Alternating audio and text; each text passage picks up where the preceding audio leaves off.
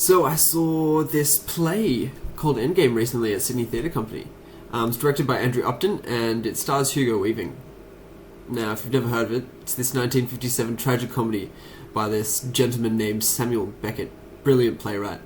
It's basically the story of Ham, this blind king who cannot stand, and he lives with this little servant buddy, Clov, who can't sit. Ham's parents, Nag and Nell, live on stage with him in ash bins. And the whole thing takes place in this dungeon-like structure that seems to have survived an entire apocalypse. A gigantically tall, two-windowed grey set, which has been brilliantly designed and lit up by the set and light designer Nick Schleiper. It's so big and so huge, it gives this overbearing sense of emptiness, like this grey area. Max Leinvert, the sound designer, adds this cheeky little water drop at the beginning of the play.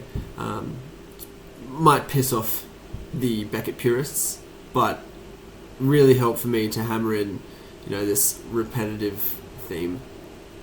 Really hammered it in there. And there sits Ham, centre stage, Hugo Weaving, dressed by costume designer Renee Mulder in this green faded jacket, perfectly fit for a faded king.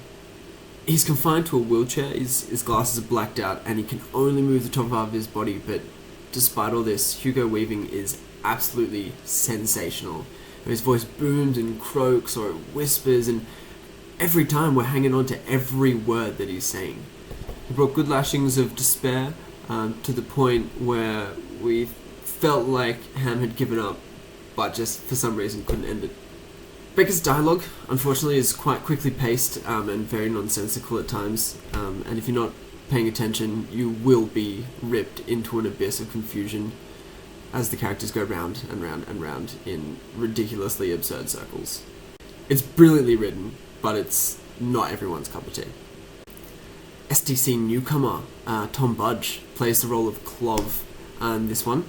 His movements were so meticulous and so precise, and I really got a sense that this poor little manservant has done nothing but do these same things over and over again for this bastard. But it's okay. We learned about loneliness and the cyclic nature of beginnings and endings and how this is all intertwined into life. So it's kind of tragic. But it's presented in such an absurd way that it's hilarious. So it's a comedy.